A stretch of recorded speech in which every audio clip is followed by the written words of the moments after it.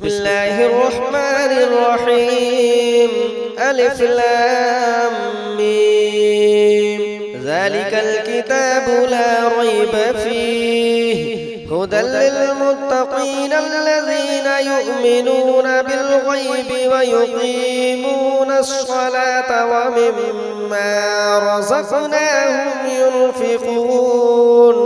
والذين يؤمنون بما أنزل إليك وما أنزل من قبلك وبالآخرة هم يوقنون أولئك على هدى من ربهم وأولئك هم المفلحون إن الذين كفروا سواء عليهم أأنذرتهم أم لم تنذرهم لا يؤمنون ختم الله على قلوبهم وعلى سمعهم وعلى أبصارهم غشاوة ولهم عذاب عظيم ومن الناس من يقول آمنا بالله وباليوم الآخر وما هم بمؤمنين يخادعون الله والذين آمنوا وما يخدعون إلا أنفسهم وما يشعرون في قلوبهم مرض فزادهم الله مرضا ولهم عذاب أليم بما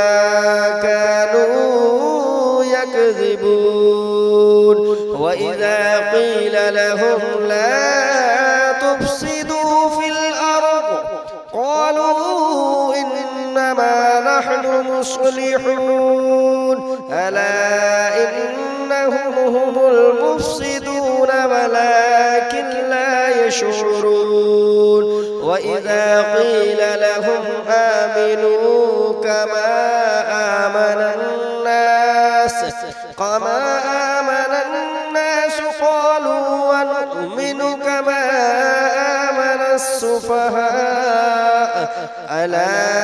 إنهم هم السفهاء ولكن لا يعلمون وإذا لقوا الذين آمنوا قالوا آمنا وإذا خلوا إلى شياطينهم قالوا إنا معكم إنما نحن مستهزئون الله يستهزئ بهم ويمدهم في طغيانهم يعمهون أولئك الذين اشتروا الضلالة بالهدى فما ربحت تجارتهم وما كانوا مهتدين مثلهم كمثل الذي استوقد نارا فلما أضاءت ما حوله ذهب الله بنورهم وتركهم في ظلمات لا يبصرون صم بكم عمي فهم لا يرجعون أو كصيب من السماء فيه ظلمات ورعد وبرق يجعلون أصابعهم في آذانهم من الصواعق حذر الموت والله محيط بالكافرين يكاد البرق يخطف أبصارهم كلما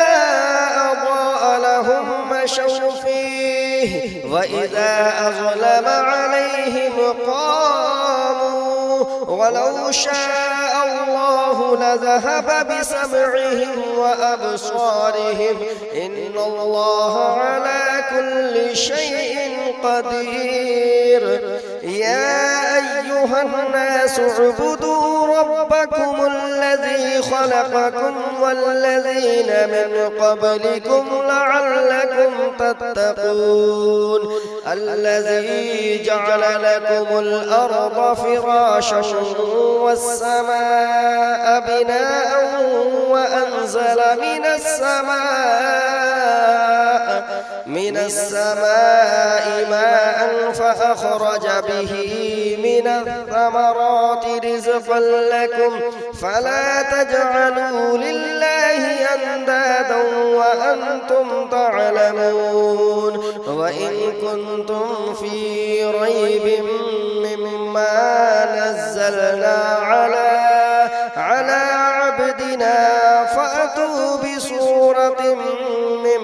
مثله وادعوا شهداءكم من دون الله إن كنتم صادقين فإن لم تفعلوا ولن تفعلوا فاتقوا النار التي وقودها الناس والحجارة أعدت للكافرين وبشر الذين آمنوا وعملوا الصالحات أن لهم جنات تجري من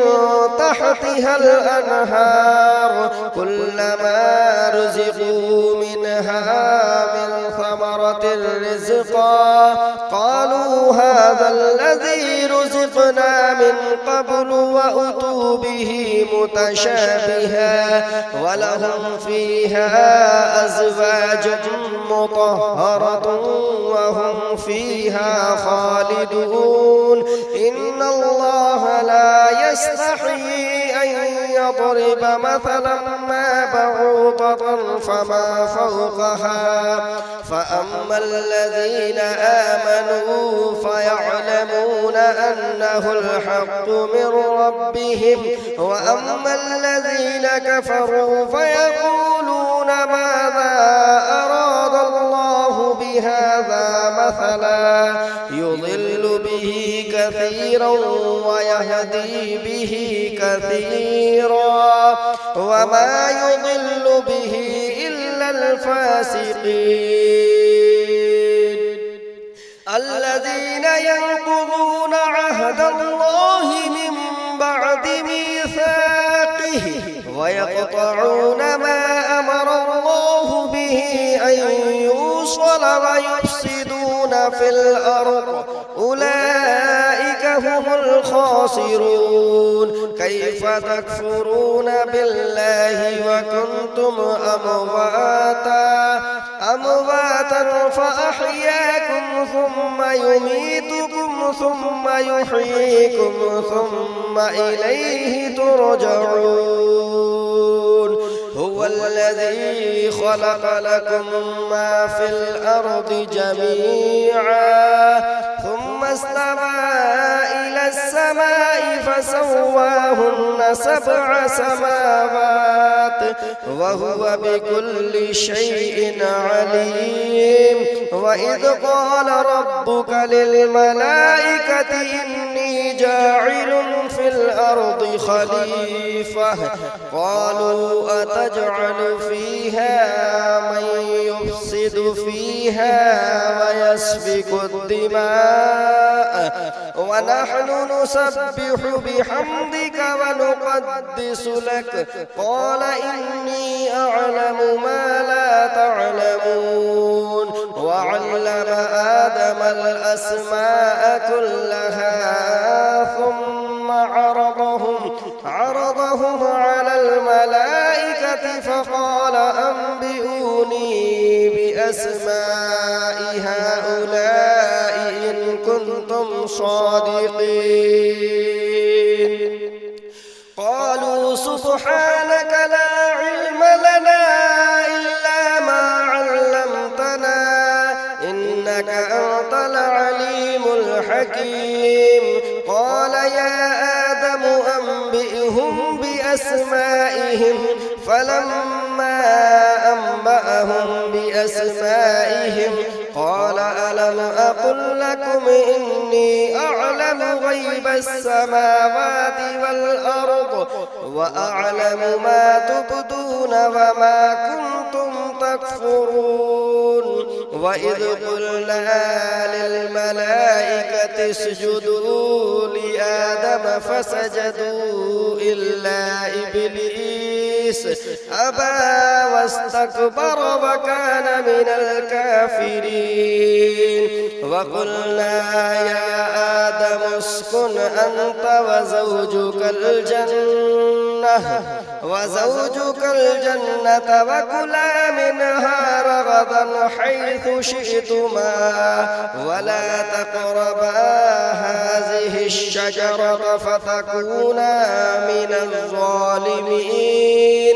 فأزلهما الشيطان عنها فأخرجهما مما كانا فيه وقلنا اهبطوا بعضكم لبعض عدو ولكم في الأرض مستقر ومتاع إلى حين فتلقى آدم من ربه كلمات فتاب عليه إنه هو التواب الرحيم قلنا اهبطوا منها جميعا فإما يأتينكم مني هدى فمن تبع هداي فلا خوف عليهم ولا هم يحزنون والذين كفروا وكذبوا بآياتنا أولئك أصحاب النار هم فيها خالدون يا بني إسرائيل اذكروا نعمتي التي أنعمت عليكم وأوفوا بعهدي أوف بعهدكم وإياي فارهبون وآمنوا بما أنزلت مصدقا لما معكم ولا تكونوا أول كافر به ولا تشتروا بآياتي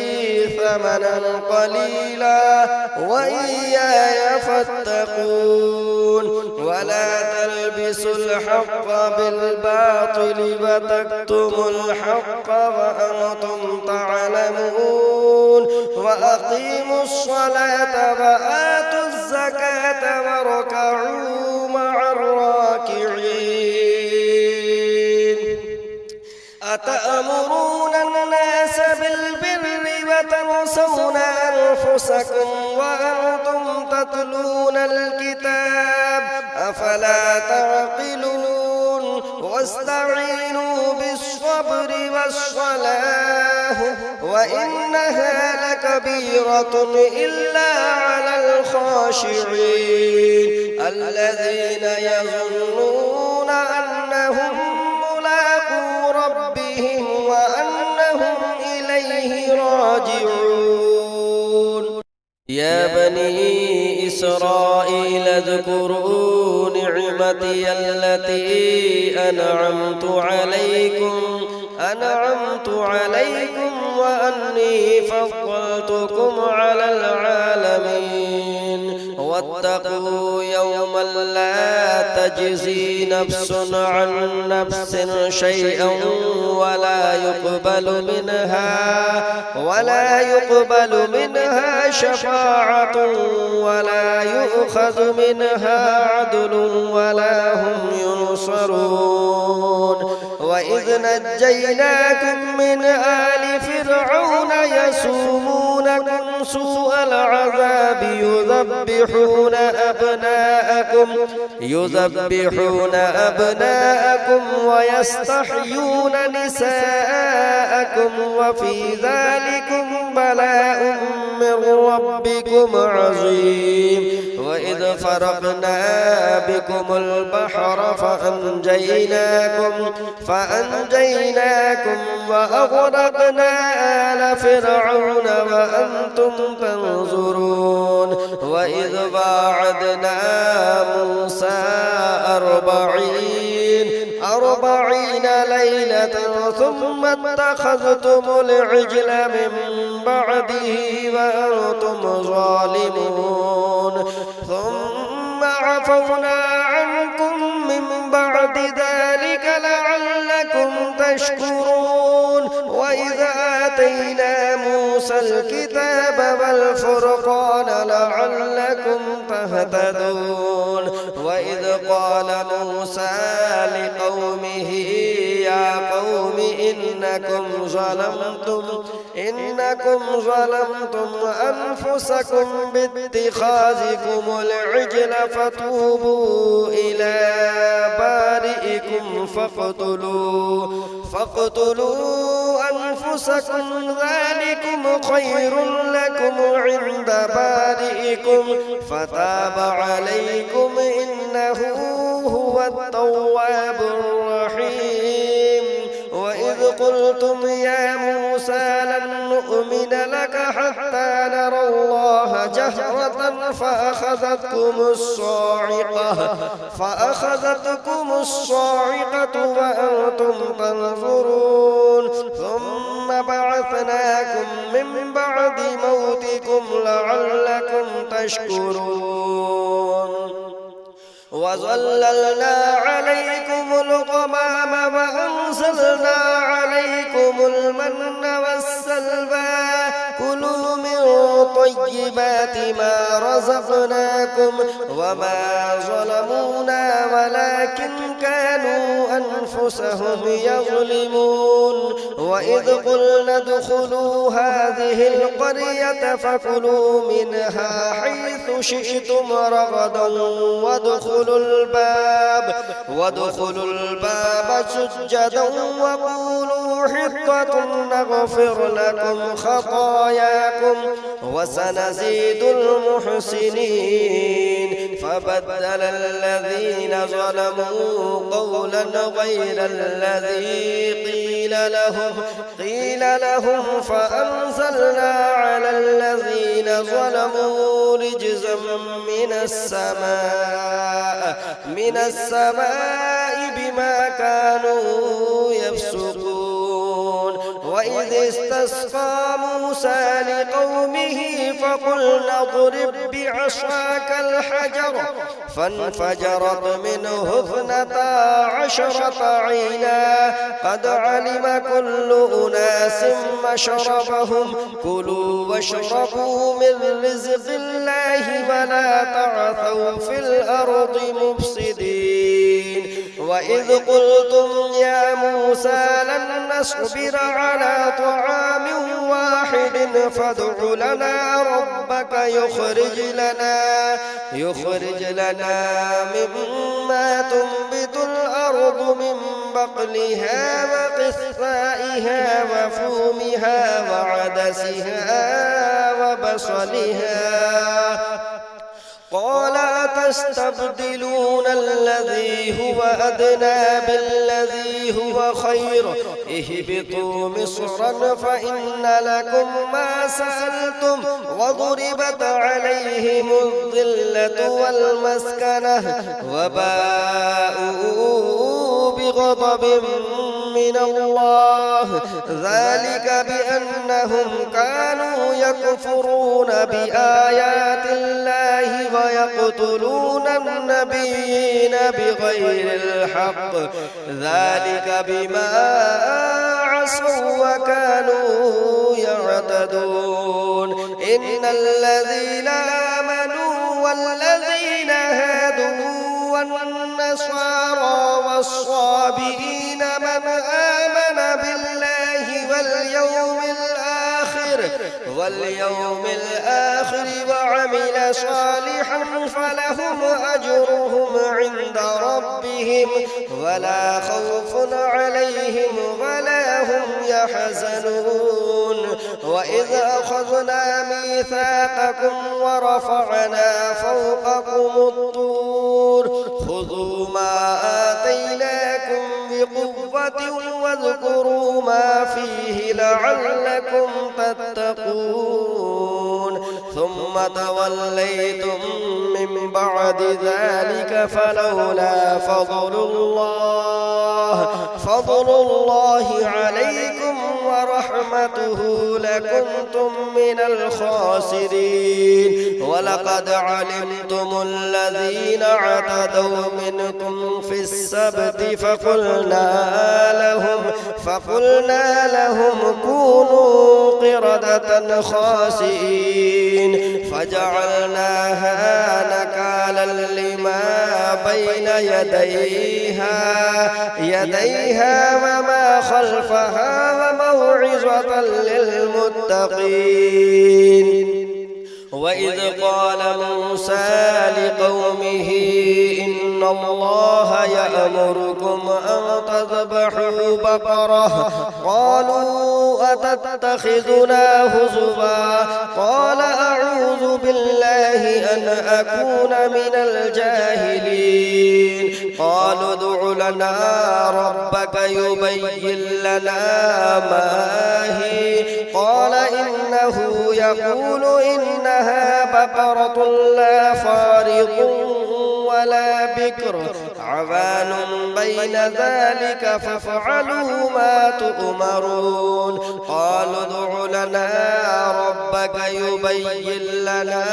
ما لونها قال إنه يقول إنها بقرة صفراء فاقع لونها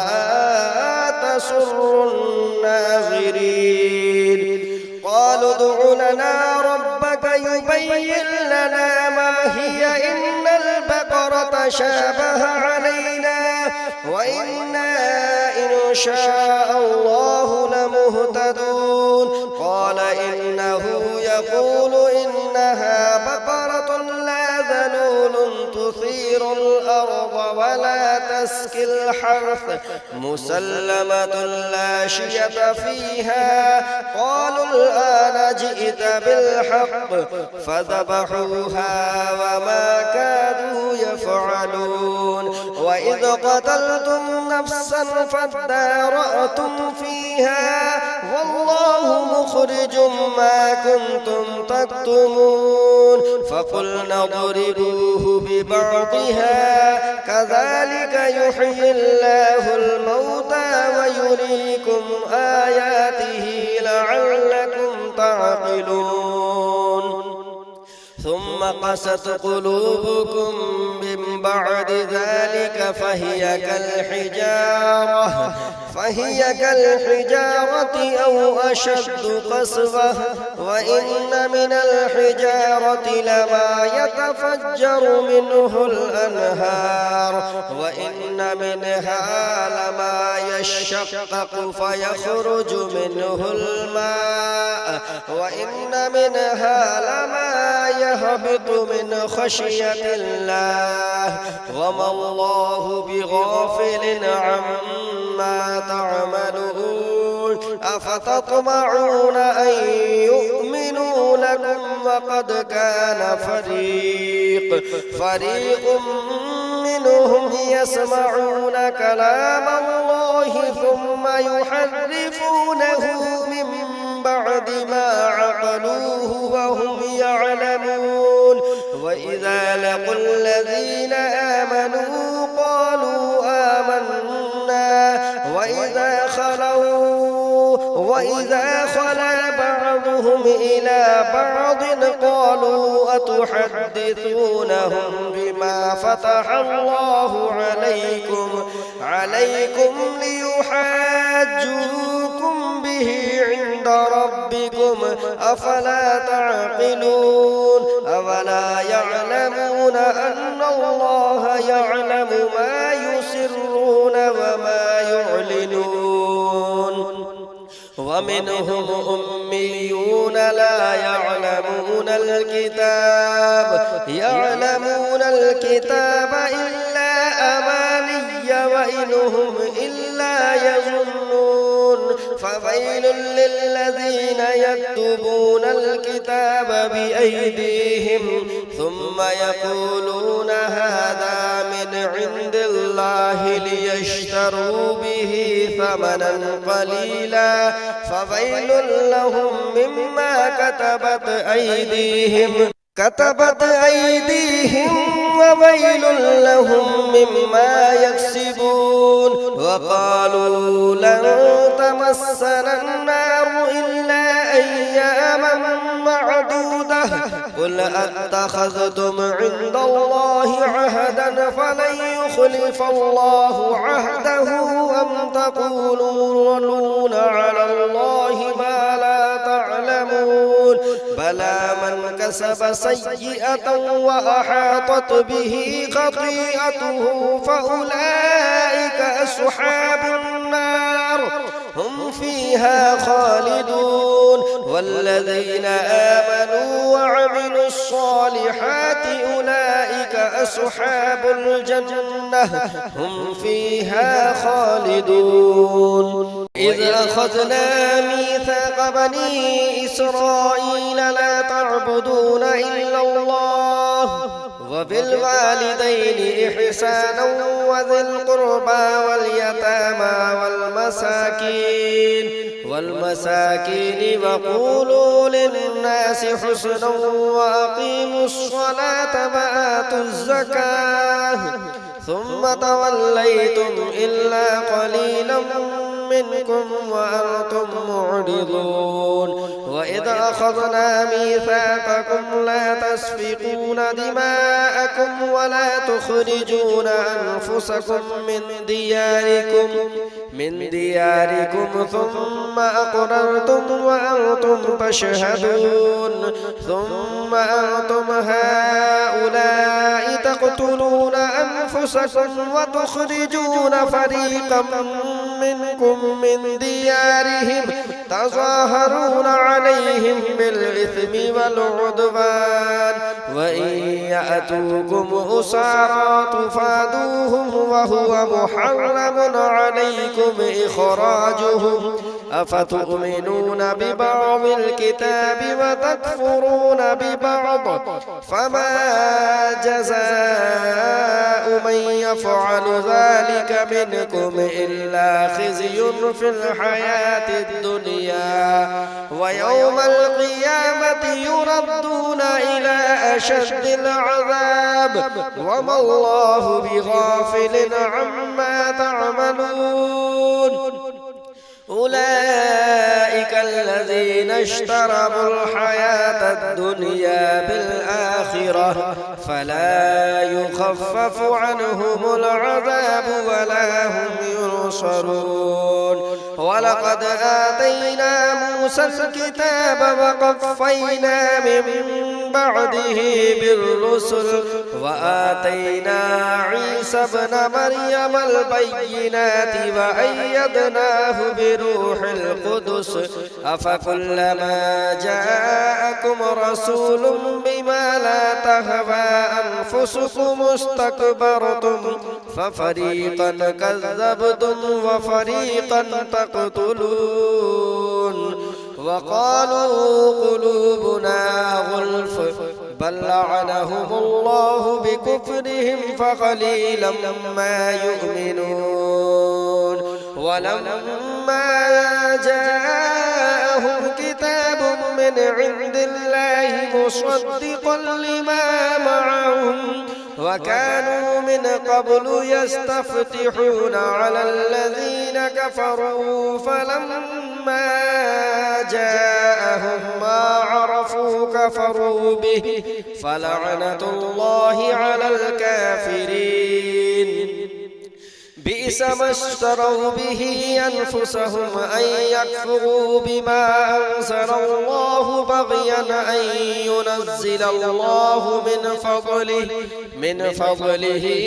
على من يشاء من عباده فباءوا بغضب على غضب وللكافرين عذاب مهين وإذا قيل لهم آمنوا بما أنزل الله قالوا نؤمن بما أنزل علينا ويكفرون بما وراءه وهو الحق مصدقا لما معهم قل فلم تقتلون أنبياء الله من قبل إن كنتم مؤمنين ولقد جاءكم موسى بالبينات ثم اتخذتم العجل من بعده وأنتم ظالمون وإذ أخذنا ميثاقكم ورفعنا فوقكم الطور خذوا ما آتيناكم بقوة واسمعوا قالوا سمعنا وعصينا وأشربوا في قلوبهم العجل بكفرهم قل بئس ما يأمركم به إيمانكم إن كنتم مؤمنين قل إن كانت لكم الدار الآخرة عند الله خالصة من دون الناس فتمنوا الموت إن كنتم صادقين ولن يتمنوه أبدا بما قدمت أيديهم والله عليم بالظالمين ولتجدنهم أحرص الناس على حياة ومن الذين أشركوا يود أحدهم لو يعمر ألف سنة وما هو بمزحزحه من العذاب أن يعمر والله بصير بما يعملون قل من كان عدوا لجبريل فإنه نزله على قلبك بإذن الله مصدقا لما بين يديه وهدى وبشرى للمؤمنين من كان عدوا لله وملائكته ورسله وجبريل وميكال فإن الله عدو للكافرين ولقد أنزلنا إليك آيات بينات وما يكفر بها إلا الفاسقون أفكلما عاهدوا عهدا نبذه فريق منهم بل أكثرهم لا يؤمنون ولما جاءهم رسول من عند الله مصدق لما معهم نبذ فريق من الذين أوتوا كتاب الله وراء ظهورهم كأنهم لا يعلمون واتبعوا ما تتلو الشياطين على ملك سليمان وما كفر سليمان ولكن الشياطين كفروا يعلمون الناس السحر وما أنزل على الملكين ببابل هاروت وماروت وما يعلمان من أحد حتى يقولا إنما نحن فتنة فلا تكفر فيتعلمون منهما ما يفرقون به بين المرء وزوجه وما هم بضارين به من أحد إلا بإذن الله ويتعلمون ما يضرهم ولا ينفعهم ولقد علموا لمن اشتراه ما له في الآخرة من خلاق ولبئس ما شروا به أنفسهم لو كانوا يعلمون ولو أنهم آمنوا واتقوا لمثوبة من عند الله خير لو كانوا يعلمون يا أيها الذين آمنوا لا تقولوا راعنا وقولوا انظرنا واسمعوا وللكافرين عذاب أليم ما يود الذين كفروا من أهل الكتاب ولا المشركين أن ينزل عليكم من خير من ربكم والله يختص برحمته من يشاء والله ذو الفضل العظيم ما ننسخ من آية أو ننسها نأت بخير منها أو مثلها ألم تعلم أن الله على كل شيء قدير ألم تعلم أن الله له ملك السماوات والأرض وما لكم من دون الله من ولي ولا نصير أم تريدون أن تسألوا رسولكم كما سئل موسى من قبل ومن يتبدل الكفر بالإيمان فقد ضل سواء السبيل ود كثير من أهل الكتاب لو يردونكم من بعد إيمانكم كفارا حسدا من عند أنفسهم من بعد ما تبين لهم الحق فاعفوا واصفحوا حتى يأتي الله بأمره إن الله على كل شيء قدير وأقيموا الصلاة وآتوا الزكاة وما تقدموا لأنفسكم من خير تجدوه عند الله إن الله بما تعملون بصير وقالوا لن يدخل الجنة إلا من كان هودا أو نصارى تلك أمانيهم قل هاتوا برهانكم إن كنتم صادقين بلى من أسلم وجهه لله وهو محسن فله أجره عند ربه ولا خوف عليهم ولا هم يحزنون وقالت اليهود ليست النصارى على شيء وقالت النصارى ليست اليهود على شيء وهم يتلون الكتاب كذلك قال الذين لا يعلمون مثل قولهم فالله يحكم بينهم يوم القيامة فيما كانوا فيه يختلفون ومن أظلم ممن منع مساجد الله أن يذكر فيها اسمه وسعى في خرابها أولئك ما كان لهم أن يدخلوها إلا خائفين لهم في الدنيا خزي ولهم في الآخرة عذاب عظيم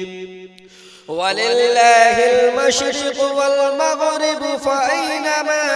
تولوا فثم وجه الله إن الله واسع عليم وقالوا اتخذ الله ولدا سبحانه بل له ما في السماوات والأرض كل له قانتون بديع السماوات والأرض وإذا قضى أمرا فإنما يقول له كن فيكون وقال الذين لا يعلمون لولا يكلمنا الله أو تأتينا آية كذلك قال الذين من قبلهم مثل قولهم تشابهت قلوبهم قد بينا الآيات لقوم يوقنون إنا أرسلناك بالحق بشيرا ونذيرا ولا تسأل عن أصحاب الجحيم ولن ترضى عنك اليهود ولا النصارى حتى تتبع ملتهم قل إن هدى الله هو الهدى ولئن اتبعت أهواءهم من بعد جاءك من العلم ما لك من الله من ولي ولا نصير الذين آتيناهم الكتاب يتلونه حق تلاوته أولئك يؤمنون به ومن يكفر به فأولئك هم الخاسرون يا بني إسرائيل اذكروا نعمتي التي أنعمت عليكم وأني فضلتكم على العالمين واتقوا يوما لا تجزي نفس عن نفس شيئا ولا يقبل منها عدل ولا تنفعها شفاعة ولا هم ينصرون وإذ ابتلى إبراهيم ربه بكلمات فأتمهن قال إني جاعلك للناس إماما قال ومن ذريتي قال لا ينال عهد الظالمين وإذ جعلنا البيت مثابة للناس فأمنا واتخذوا من مقام إبراهيم مصلى وعهدنا إلى إبراهيم وإسماعيل أن طهرا بيتي للطائفين والعاكفين والركع السجود وإذ قال إبراهيم رب اجعل هذا بلدا آمنا وارزق أهله من الثمرات من آمن منهم بالله واليوم الآخر قال ومن كفر فأمتعه قليلا ثم أضطره إلى عذاب النار وبئس المصير وإذ يرفع إبراهيم القواعد من البيت وإسماعيل ربنا تقبل منا إنك أنت السميع العليم ربنا واجعلنا مسلمين لك ومن ذريتنا أمة مسلمة لك وأرنا مناسكنا وتب علينا إنك أنت التواب الرحيم ربنا وابعث فيهم رسولا منهم يتلو عليهم آياتك ويعلمهم الكتاب والحكمة ويزكيهم إنك أنت العزيز الحكيم ومن يرغب عن ملة إبراهيم إلا من سفه نفسه ولقد اصطفيناه في الدنيا وإنه في الآخرة لمن الصالحين إذ قال له ربه أسلم قال أسلمت لرب العالمين ووصى بها إبراهيم بنيه ويعقوب يا بني إن الله اصطفى لكم الدين فلا تموتن إلا وأنتم مسلمون أم كنتم شهداء إذ حضر يعقوب الموت إذ قال لبنيه ما تعبدون من بعدي قالوا نعبد إلهك وإله آبائك إبراهيم وإسماعيل وإسحاق إلها واحدا ونحن له مسلمون تلك أمة قد خلت لها ما كسبت ولكم ما كسبتم ولا تسألون عما كانوا يعملون وقالوا كونوا هودا أو نصارى تهتدوا قل بل ملة إبراهيم حنيفا وما كان من المشركين قولوا آمنا بالله وما أنزل إلينا وما أنزل إلى إبراهيم وإسماعيل وإسحاق ويعقوب والأسباط وما أوتي موسى وعيسى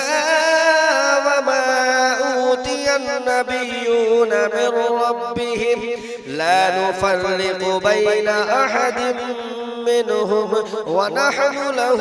مسلمون فإن آمنوا بمثل ما آمنتم به فقد اهتدوا وإن تولوا فإنما هم في شقاق فسيكفيكهم الله وهو السميع العليم صبغة الله ومن أحسن من الله صبغة ونحن له عابدون قل أتحاجوننا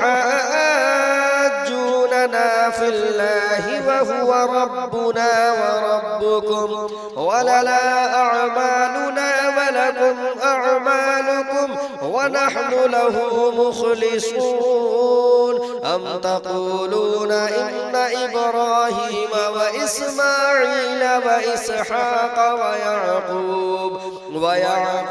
والأسباط كانوا هودا أو نصارى قل أأنتم أعلم أم الله ومن أظلم ممن كتم شهادة عنده من الله وما الله بغافل عما تعملون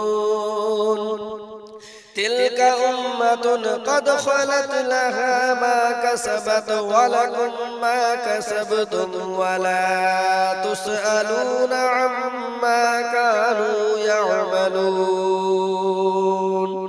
سيقول السفهاء من الناس ما ولاهم عن قبلتهم التي كانوا عليها قل لله المشرق والمغرب يهدي من يشاء إلى صراط مستقيم وكذلك جعلناكم أمة وسطا لتكونوا شهداء على الناس ويكون الرسول عليكم شهيدا وما جعلنا القبلة التي كنت عليها إلا لنعلم من يتبع الرسول ممن ينقلب على عقبيه وإن كانت لكبيرة إلا على الذين هدى الله وما كان الله ليضيع إيمانكم إن الله بالناس لرؤوف رحيم قد نرى تقلب وجهك في السماء فلنولينك قبلة ترضاها فول وجهك شطر المسجد الحرام وحيث ما كنتم فولوا وجوهكم شطره وإن الذين أوتوا الكتاب ليعلمون أنه الحق من ربهم وما الله بغافل عما يعملون ولئن أتيت الذين أوتوا الكتاب بكل آية ما تبعوا قبلتك وما أنت بتابع قبلتهم وما بعضهم بتابع قبلة بعض ولئن اتبعت أهواءهم من بعد ما جاءك من العلم إنك إذا لمن الظالمين الذين آتيناهم الكتاب يعرفونه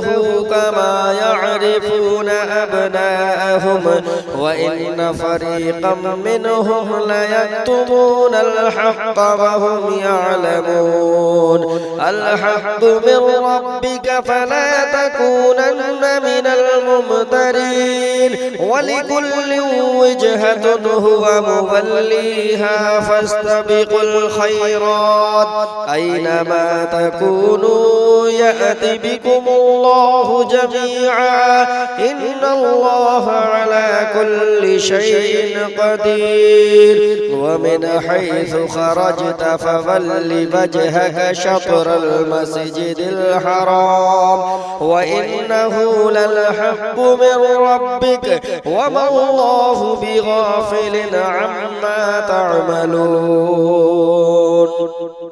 ومن حيث خرجت فول وجهك شطر المسجد الحرام وحيث ما كنتم فولوا وجوهكم شطره لئلا يكون للناس عليكم حجة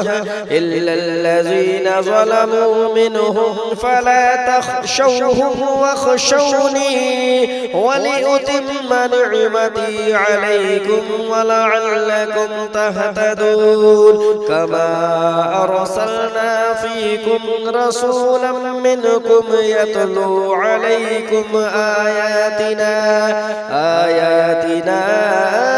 ويزكيكم ويعلمكم الكتاب والحكمة ويعلمكم ما لم تكونوا تعلمون فاذكروني أذكركم واشكروا لي ولا تكفرون يا أيها الذين آمنوا استعينوا بالصبر والصلاة إن الله مع الصابرين ولا تقولوا لمن يقتل في سبيل الله أموات بل أحياء ولكن لا تشعرون ولنبلونكم بشيء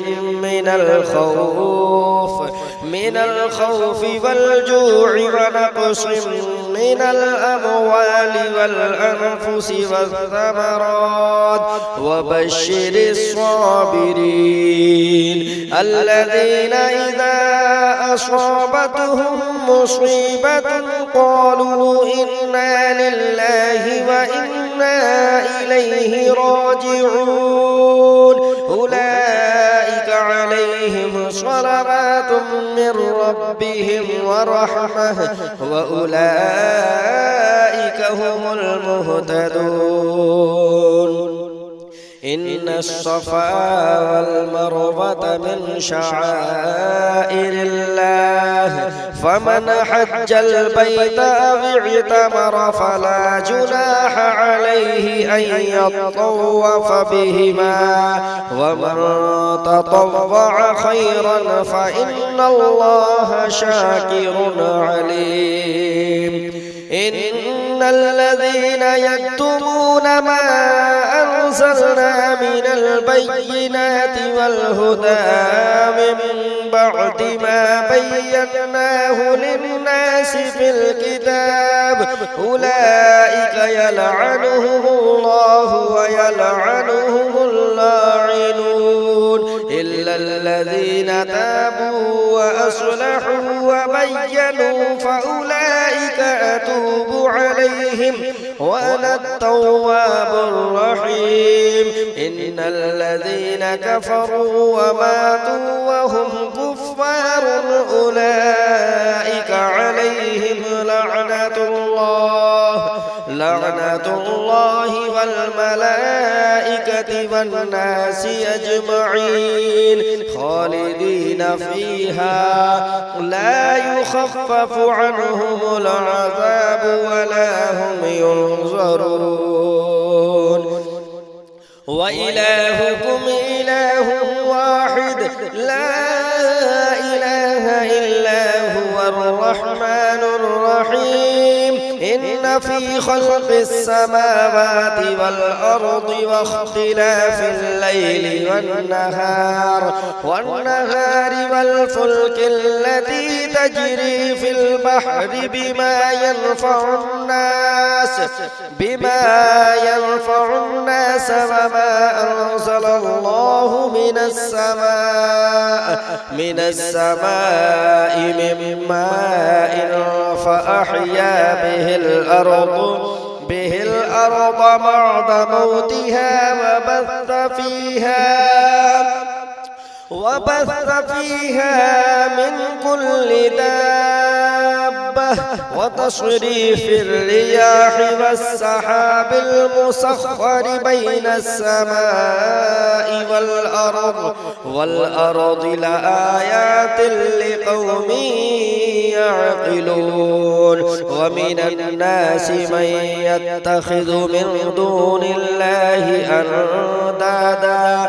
أندادا يحبونهم كحب الله والذين آمنوا وشد حبا لله ولو يرى الذين ظلموا إذ يرون العذاب أن القوة لله جميعا وأن الله شديد العذاب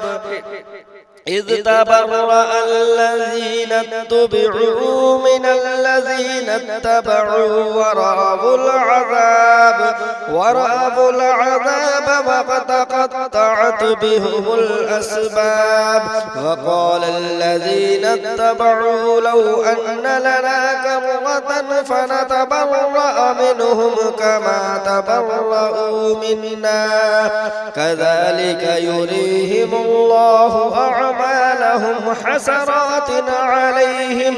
وما هم بخارجين من النار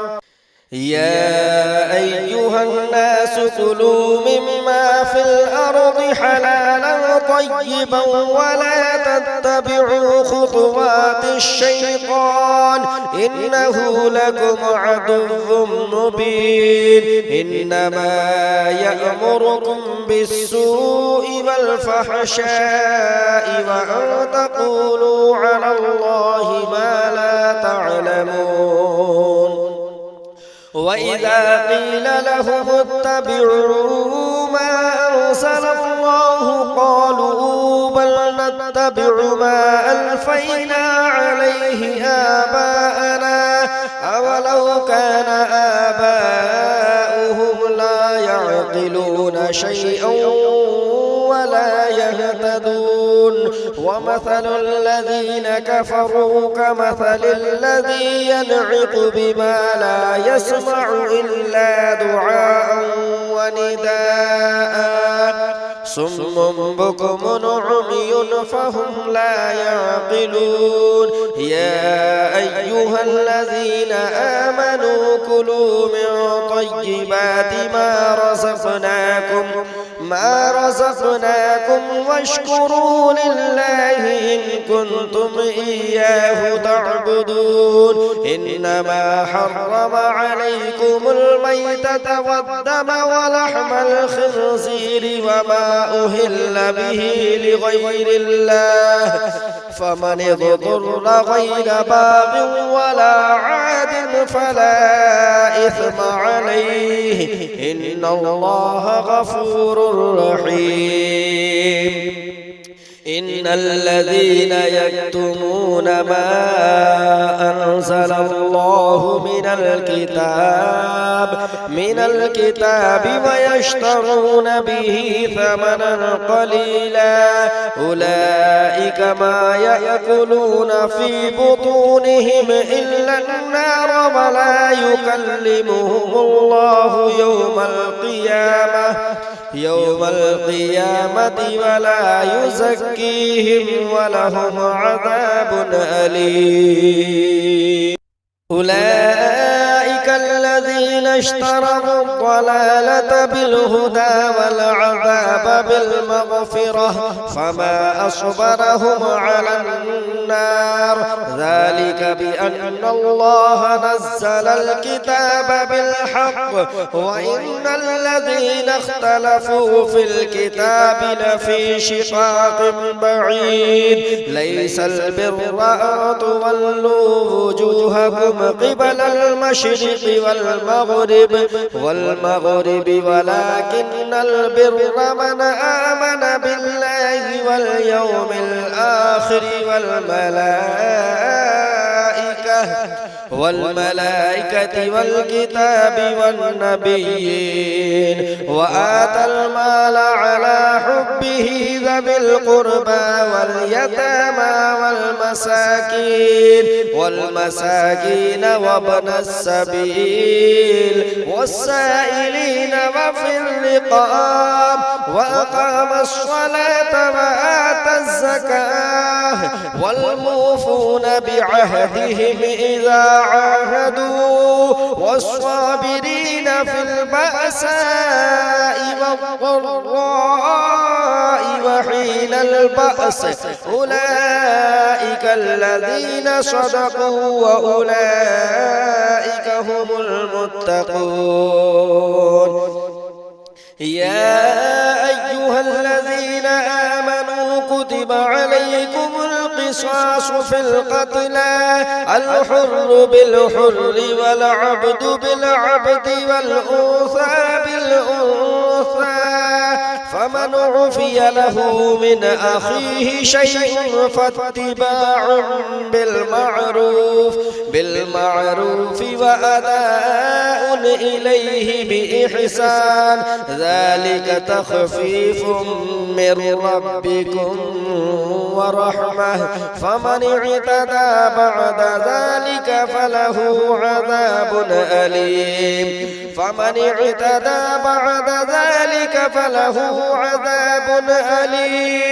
ولكم في القصاص حياة يا أولي الألباب لعلكم تتقون كتب عليكم إذا حضر أحدكم الموت إن ترك خيرا الوصية للوالدين والأقربين بالمعروف حقا على المتقين فمن بدله بعدما سمعه فإنما إثمه على الذين يبدلونه إن الله سميع عليم فمن خاف من موص جنفا أو إثما فأصلح بينهم فلا إثم عليه إن الله غفور رحيم يا أيها الذين آمنوا كتب عليكم الصيام كما كتب على الذين من قبلكم لعلكم تتقون أياما معدودات فمن كان منكم مريضا أو على سفر فعدة من أيام أخر وعلى الذين يطيقونه فدية طعام مسكين فمن تطوع خيرا فهو خير له وأن تصوموا خير لكم إن كنتم تعلمون شهر رمضان الذي أنزل فيه القرآن هدى للناس وبينات من الهدى والفرقان فمن شهد منكم الشهر فليصمه ومن كان مريضا أو على سفر فعدة من أيام أخر يريد الله بكم اليسر ولا يريد بكم العسر ولتكملوا العدة ولتكبروا الله على ما هداكم ولعلكم تشكرون وإذا سألك عبادي عني فإني قريب أجيب دعوة الداعي إذا دعاني فليستجيبوا لي وليؤمنوا بي لعلهم يرشدون أحل لكم ليلة الصيام الرفث إلى نسائكم هن لباس لكم وأنتم لباس لهن علم الله أنكم كنتم تختانون أنفسكم فتاب عليكم وعفى عنكم فالآن باشروهن وابتغوا ما كتب الله لكم وكلوا واشربوا حتى يتبين لكم الخيط الأبيض من الخيط الأسود من الفجر ثم أتموا الصيام إلى الليل ولا تباشروهن وأنتم عاكفون في المساجد تلك حدود الله فلا تقربوها كذلك يبين الله آياته للناس لعلهم يتقون ولا تأكلوا أموالكم بينكم بالباطل وتدلوا بها إلى الحكام لتأكلوا فريقا من أموال الناس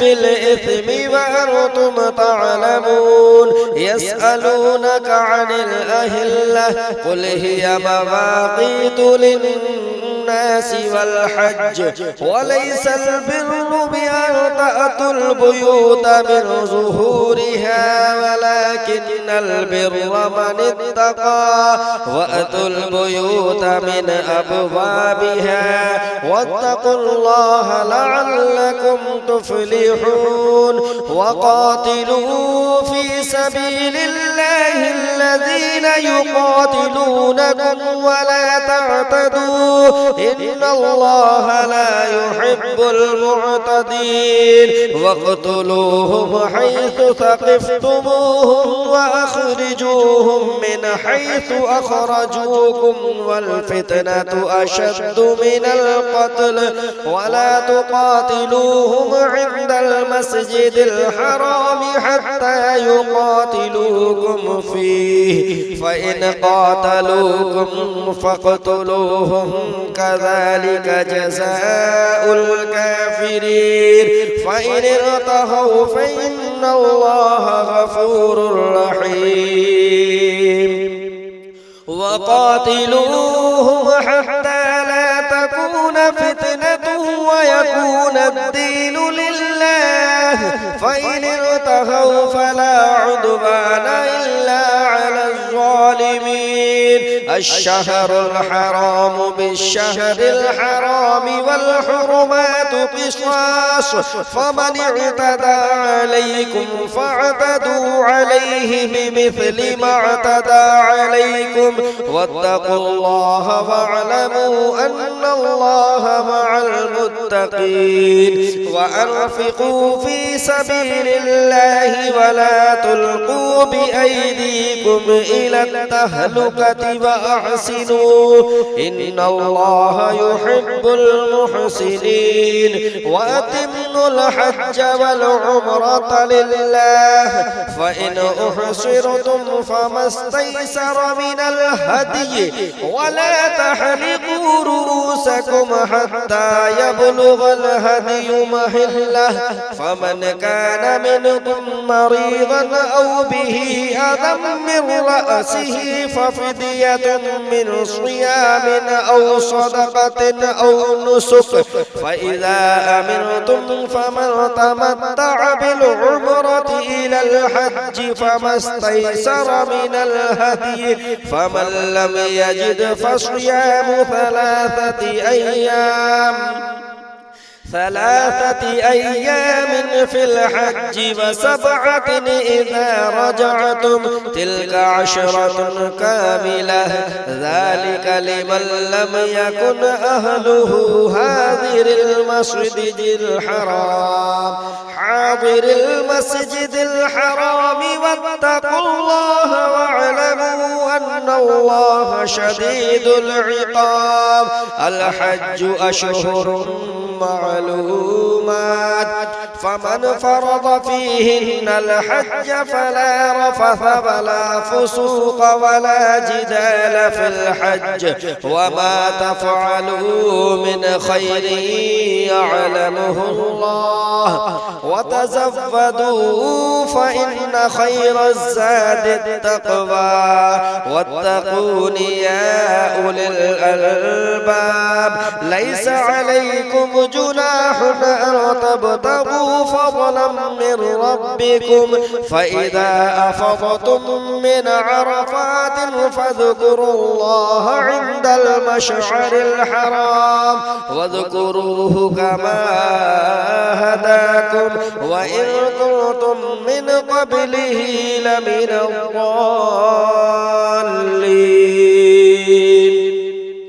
ثم أفيضوا من حيث أفاض الناس واستغفروا الله إن الله غفور رحيم فإذا قضيتم مناسككم فاذكروا الله كذكركم آباءكم أو أشد ذكرا فمن الناس من يقول ربنا آتنا في الدنيا وما له في الآخرة من خلاق ومنهم من يقول ربنا آتنا في الدنيا حسنة وفي الآخرة حسنة وقنا عذاب النار أولئك لهم نصيب مما كسبوا والله سريع الحساب واذكروا الله في أيام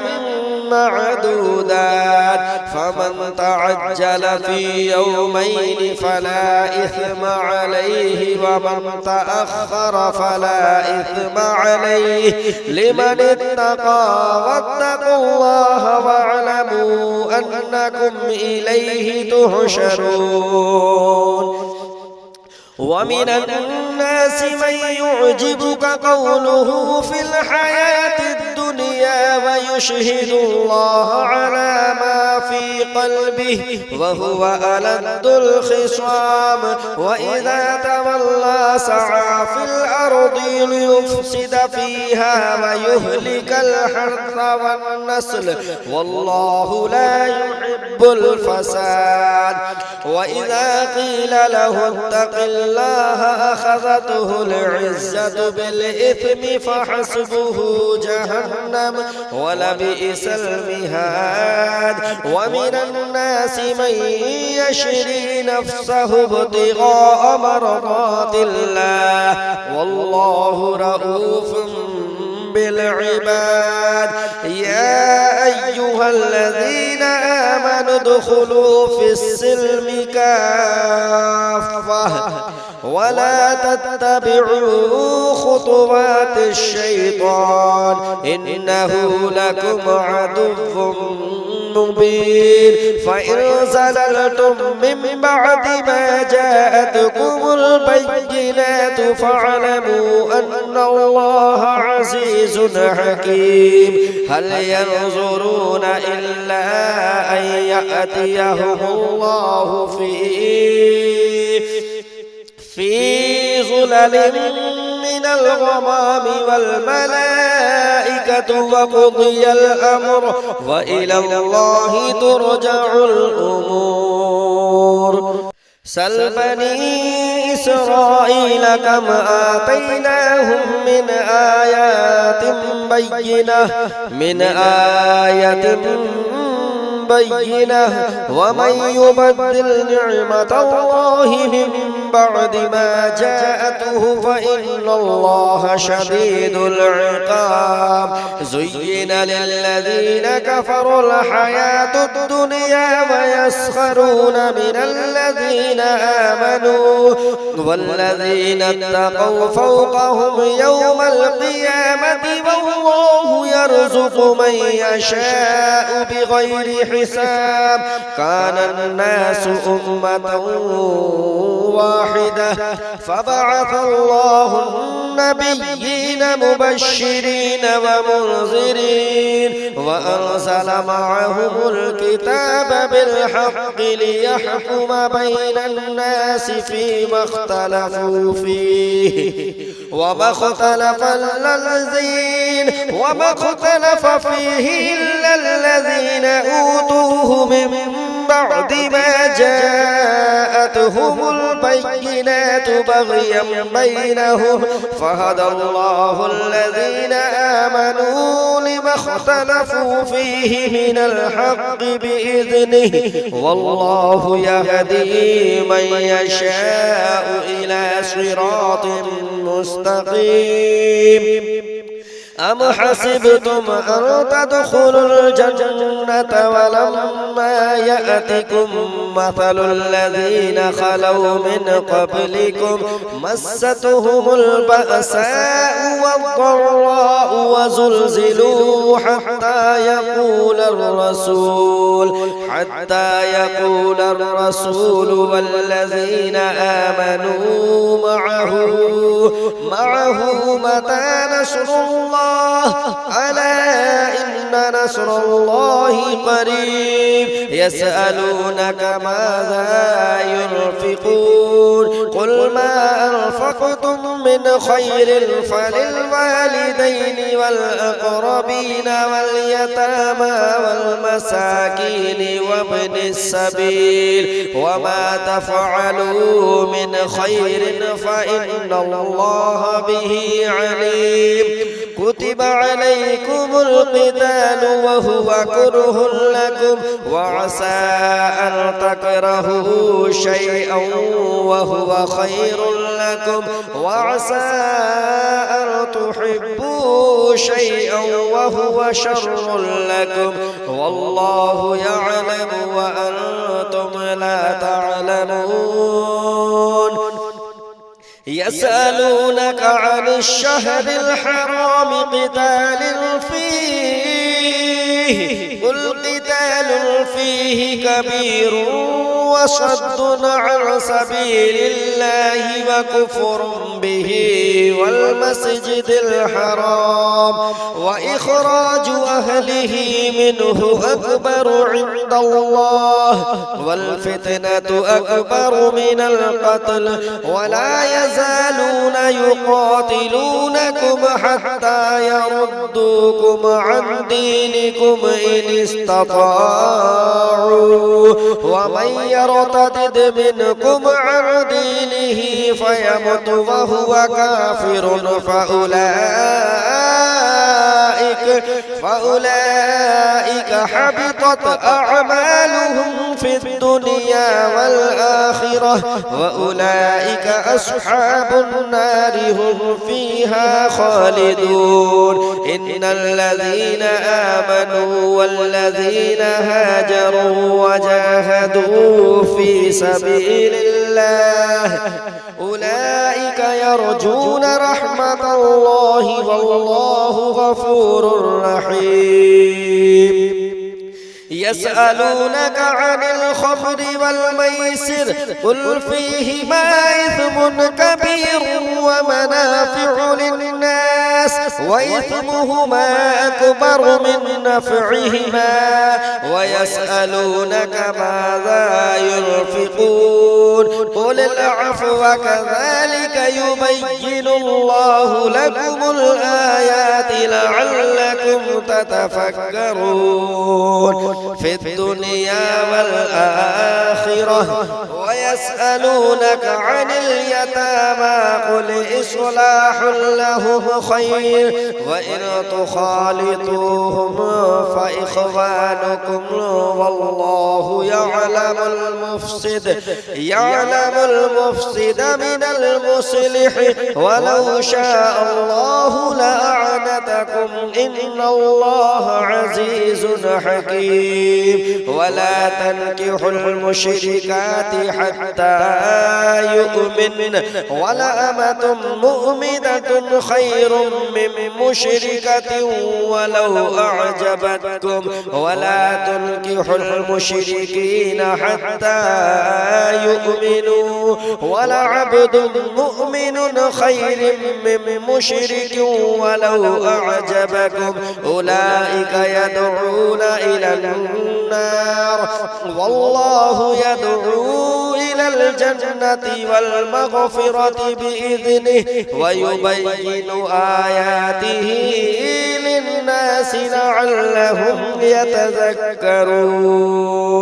ويسألونك عن المحيض قل هو أذى فاعتزلوا النساء في المحيض ولا تقربوهن حتى يطهرن فإذا تطهرن فأتوهن من حيث أمركم الله إن الله يحب التوابين ويحب المتطهرين نساؤكم حرث لكم فأتوا حرثكم أنى شئتم وقدموا لأنفسكم واتقوا الله واعلموا أنكم ملاقوه وبشر المؤمنين ولا تجعلوا الله عرضة لأيمانكم أن تبروا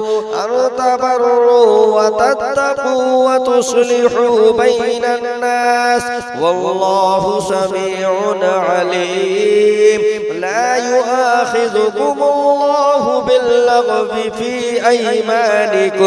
في أيمانكم ولكن يؤاخذكم بما كسبت قلوبكم والله غفور حليم للذين يؤلون من نسائهم تربص أربعة أشهر فإن فاءوا فإن الله غفور رحيم وإن عزموا الطلاق فإن الله سميع عليم والمطلقات يتربصن بأنفسهن 3 قروء ولا يحل لهن أن يكتمن ما خلق الله في أرحامهن إن كن يؤمن بالله واليوم الآخر وبعولتهن أحق بردهن في ذلك إن أرادوا إصلاحا ولهن مثل الذي عليهن بالمعروف وللرجال عليهن درجة والله عزيز حكيم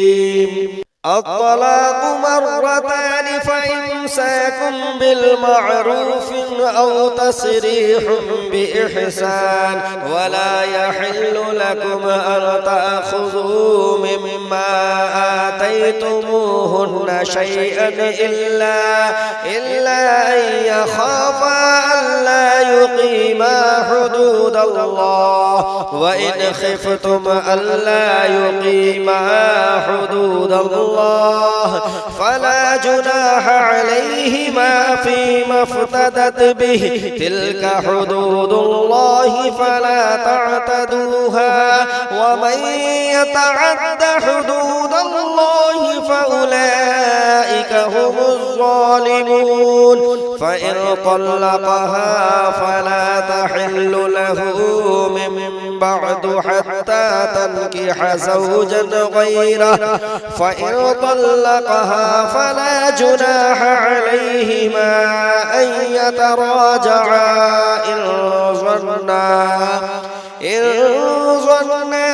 أن يقيما حدود الله وتلك حدود الله يبينها لقوم يعلمون وإذا طلقتم النساء فبلغن أجلهن فأمسكوهن بمعروف أو سرحوهن بمعروف ولا تمسكوهن ضرارا لتعتدوا ومن يفعل ذلك فقد ظلم نفسه فلا تتخذوا آيات الله هزوا واذكروا نعمة الله عليكم وما أنزل عليكم من الكتاب والحكمة يعظكم به واتقوا الله واعلموا أن الله بكل شيء عليم وإذا طلقتم النساء فبلغن أجلهن فلا تعضلوهن أن ينكحن أزواجهن إذا تراضوا بينهم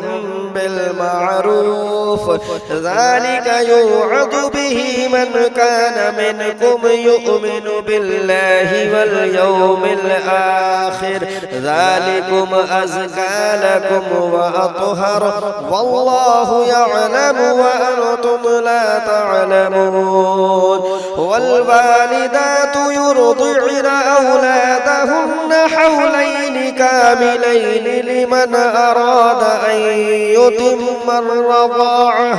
وعلى المولود له رزقهن وكسوتهن بالمعروف لا تكلف نفس إلا وسعها لا تضار والدة بولدها ولا مولود له بولده وعلى الوارث مثل ذلك فإن أراد فصالا عن تراض منهما وتشاور فلا جناح عليهما وإن أردتم أن تسترضعوا أولادكم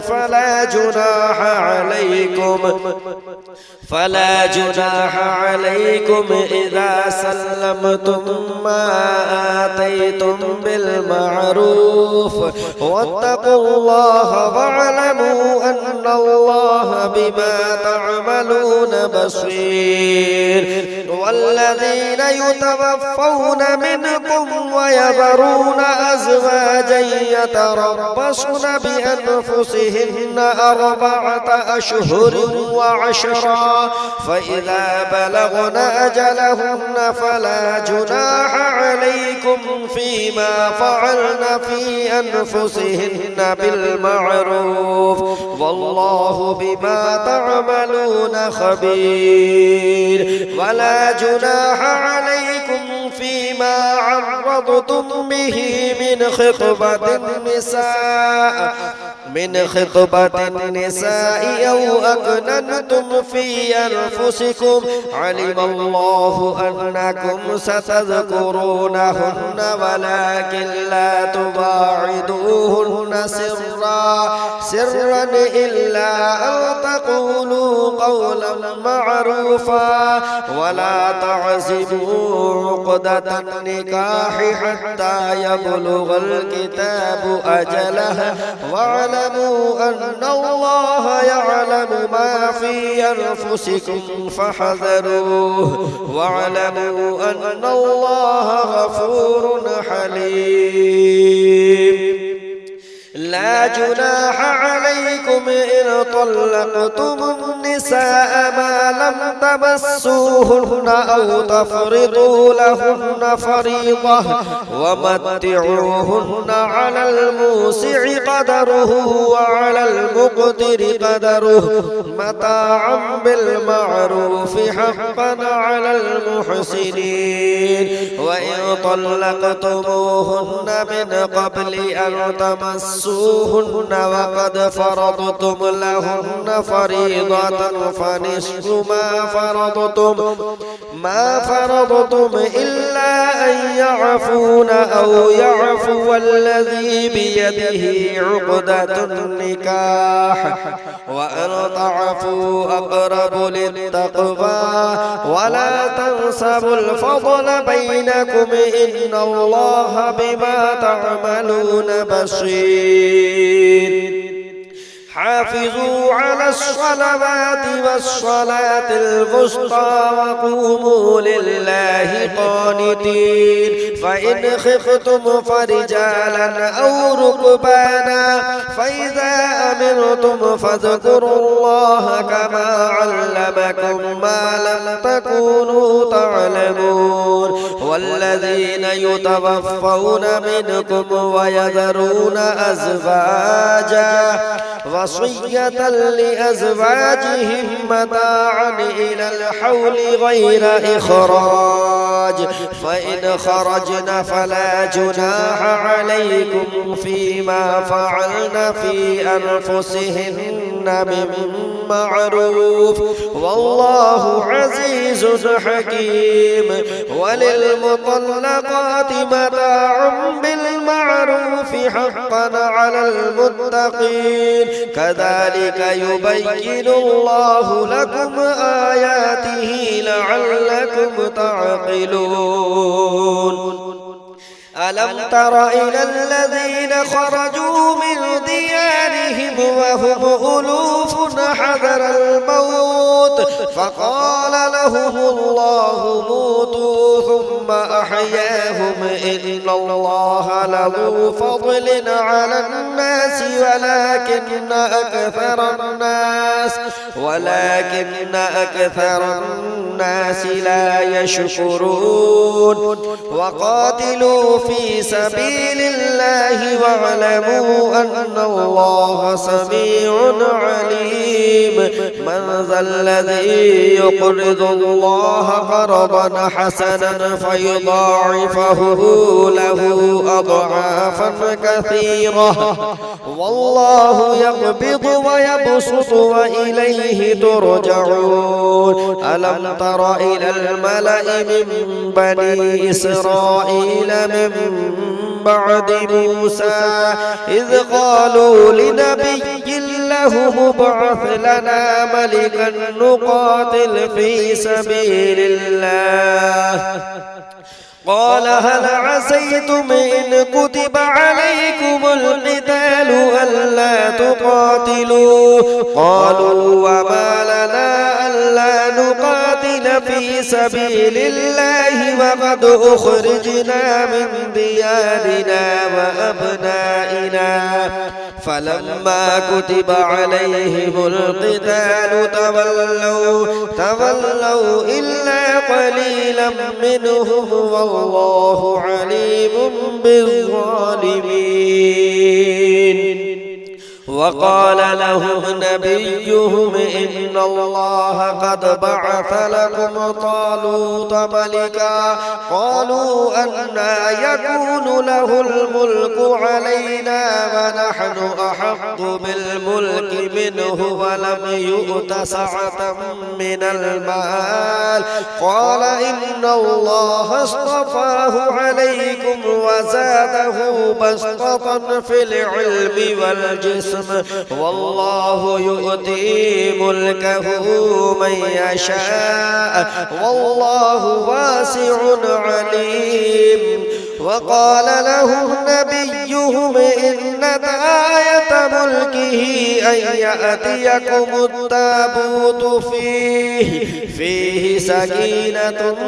من ربكم وبقية مما ترك آل موسى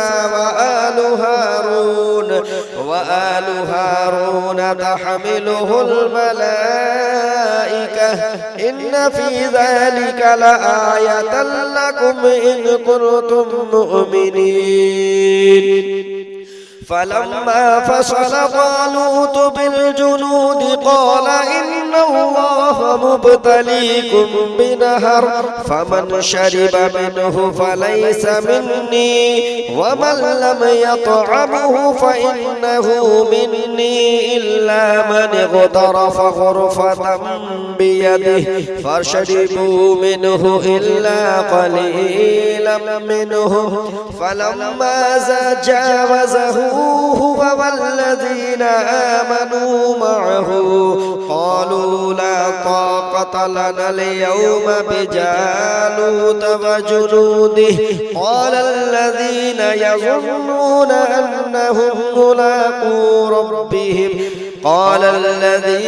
يظنون أنهم ملاقو الله كم من فئة قليلة غلبت فئة كثيرة بإذن الله والله مع الصابرين ولما برزوا لجالوت وجنوده قالوا ربنا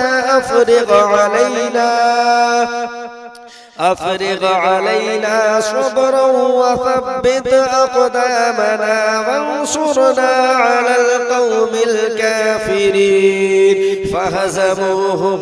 بإذن الله وقتل داود جالوت وآتاه الله الملك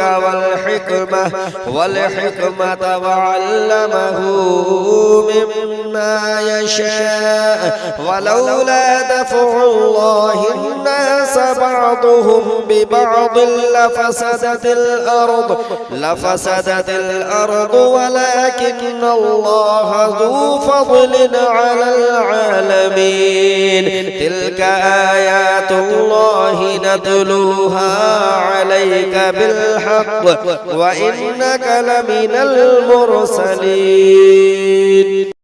تلك الرسل فضلنا بعضهم على بعض منهم من كلم الله ورفع بعضهم درجات وآتينا عيسى ابن مريم البينات وأيدناه بروح القدس ولو شاء الله ما اقتتل الذين من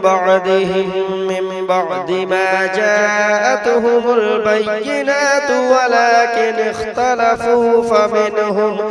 فمنهم من آمن ومنهم من كفر ولو شاء الله ما اقتتلوا ولكن الله يفعل ما يريد يا أيها الذين آمنوا وانفقوا مما رزقناكم من قبل أن يأتي يوم لا بيع فيه ولا خلة ولا شفاعة والكافرون هم الظالمون الله لا إله إلا هو الحي القيوم لا تأخذه سنة ولا نوم له ما في السماوات وما في الأرض من ذا الذي يشفع عنده إلا بإذنه يعلم ما بين أيديهم وما خلفهم ولا يحيطون بشيء من علمه إلا بما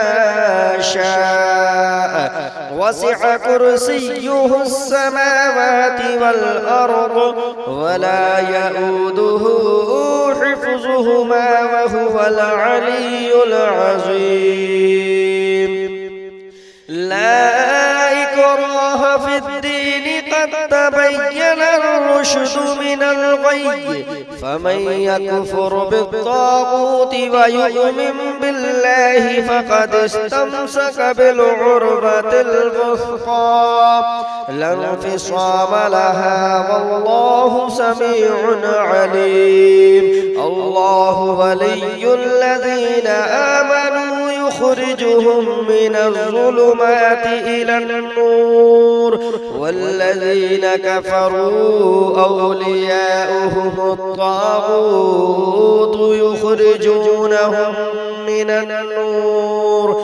النور إلى الظلمات أولئك أصحاب النار هم فيها خالدون. ألم تر إلى الذي حاج إبراهيم في ربه أن آتاه الله الملك إذ قال إبراهيم ربي الذي يحيي ويميت قال أنا أحيي وأميت قال إبراهيم فإن الله يأتي بالشمس من المشرق فأت بها من المغرب فبهت الذي كفر والله لا يهدي القوم الظالمين. أو كالذي مر على قرية وهي خاوية على عروشها قال أنى يحيي هذه الله بعد موتها فأماته الله 100 عام ثم بعثه قال كم لبثت قال لبثت يوما أو بعض يوم قال بل لبثت 100 عام فانظر إلى طعامك وشرابك لم يتسنه وانظر إلى حمارك ولنجعلك آية للناس وانظر إلى العظام كيف ننشزها ثم نكسوها لحما فلما تبين له قال أعلم أن الله على كل شيء قدير. وإذ قال إبراهيم رب أرني كيف تحيي الموتى قال أفلم تؤمن قال بلى ولكن ليطمئن قلبي قال فخذ 4 من الطير فصرهن إليك ثم اجعل على كل جبل منهن جزءا ثم ادعهن يأتينك سعيا واعلم أن الله عزيز حكيم. مثل الذين ينفقون أموالهم في سبيل الله كمثل حبة أنبتت 7 سنابل في كل سنبلة 100 حبة والله يضاعف لمن يشاء والله واسع عليم. الذين ينفقون أموالهم في سبيل الله ثم لا يتبعون ما أنفقوا منا ولا أذى لهم أجرهم عند ربهم ولا خوف عليهم ولا هم يحزنون. قول معروف ومغفرة خير من صدقة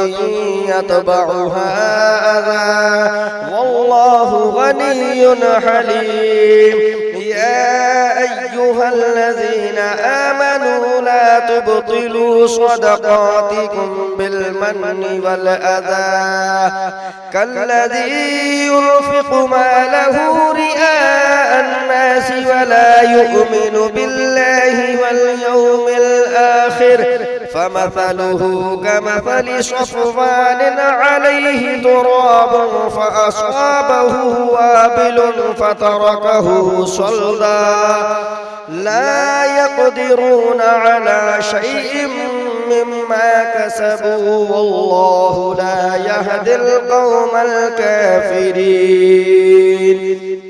ومثل الذين ينفقون أموالهم ابتغاء مرضات الله وتثبيتا من أنفسهم كمثل جنة بربوة أصابها وابل فآتت أكلها ضعفين فإن لم يصبها وابل فطل والله بما تعملون بصير أيود أحدكم أن تكون له جنة من نخيل وأعناب تجري من تحتها الأنهار له فيها من كل الثمرات فأصابه الكبر وله ذرية ضعفاء فأصابها إعصار فيه نار فاحترقت كذلك يبين الله لكم الآيات لعلكم تتفكرون يا أيها الذين آمنوا وانفقوا من طيبات ما كسبتم ومما أخرجنا لكم من الأرض ولا تيمموا الخبيث منه تنفقون ولستم بآخذيه إلا أن تغمضوا فيه واعلموا أن الله غني حميد الشيطان يعدكم الفقر ويأمركم بالفحشاء والله يعدكم مغفرة منه وفضلا والله واسع عليم يؤتي الحكمة من يشاء ومن يؤت الحكمة فقد أوتي خيرا كثيرا وما يذكر إلا أولو الألباب وما أنفقتم من نفقة أو نذرتم من نذر فإن الله يعلمه وما للظالمين من أنصار إن تبدوا الصدقات فنعما هي وإن تخفوها وتؤتوها الفقراء فهو خير لكم ويكفر عنكم من سيئاتكم والله بما تعملون خبير ليس عليك هداهم ولكن الله يهدي من يشاء وما تنفقوا من خير فلأنفسكم وما تنفقون إلا ابتغاء وجه الله وما تنفقوا من خير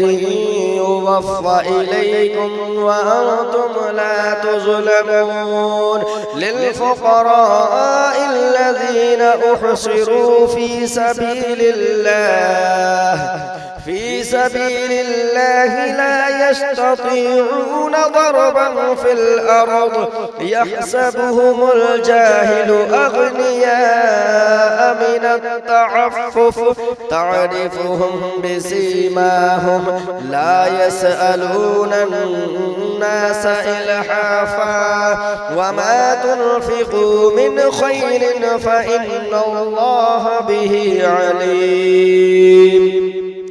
الذين ينفقون أموالهم بالليل والنهار سرا وعلانية فلهم أجرهم عند ربهم ولا خوف عليهم ولا هم يحزنون الذين يأكلون الربا لا يقومون إلا كما يقوم الذي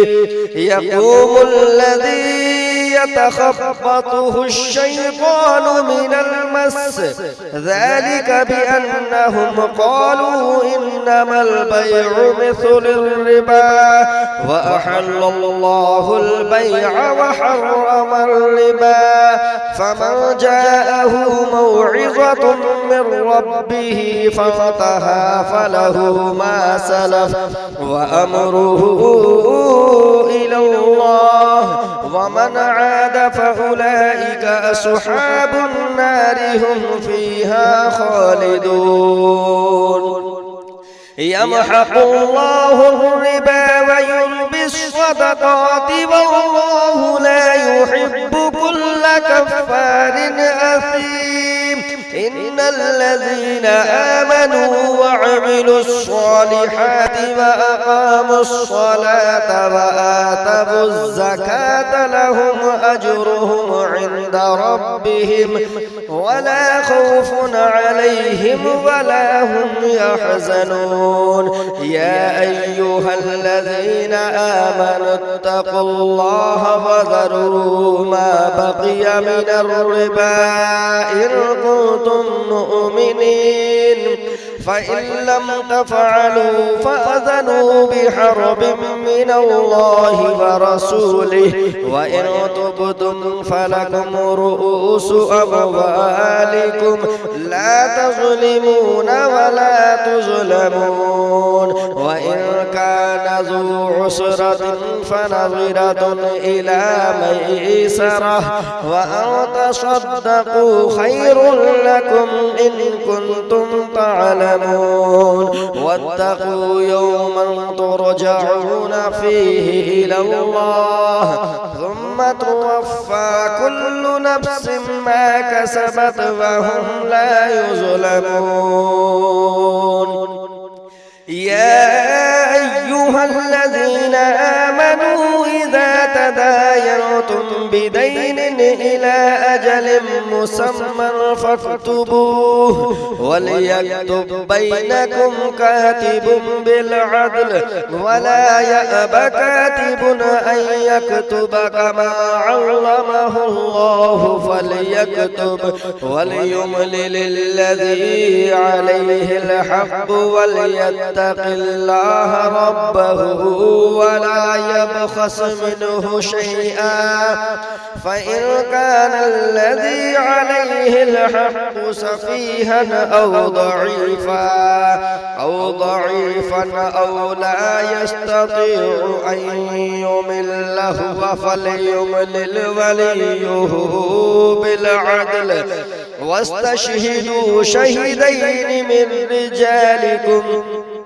واستشهدوا شهيدين من رجالكم فإن لم يكونا رجلين فرجل وامرأتان ممن ترضون من الشهداء أن تضل إحداهما فتذكر إحداهما الأخرى ولا يأبى الشهداء إذا ما دعوا ولا تسأموا أن تكتبوه صغيرا أو كبيرا إلى أجله ذلكم أقسط عند الله وأقوم للشهادة وأدنى ألا ترتابوا إلا أن تكون تجارة حاضرة تديرونها بينكم فليس عليكم جناح ألا تكتبوها وأشهدوا إذا تبايعتم ولا يضار كاتب ولا شهيد وإن تفعلوا فإنه فسوق بكم واتقوا الله ويعلمكم الله والله بكل شيء عليم وإن كنتم على سفر ولم تجدوا كاتبا فرهان مقبوضة فإن أمن بعضكم بعضا فليؤد الذي اؤتمن أمانته وليتق الله ربه ولا تكتموا الشهادة ومن يكتمها فإنه آثم قلبه والله بما تعملون عليم. لله ما في السماوات وما في الأرض وإن تبدوا ما في أنفسكم أو تخفوه يحاسبكم به الله فيغفر لمن يشاء ويعذب من يشاء والله على كل شيء قدير. آمن الرسول بما أنزل إليه من ربه والمؤمنون كل آمن بالله وملائكته وكتبه ورسله لا نفرق بين أحد من رسله وقالوا سمعنا وأطعنا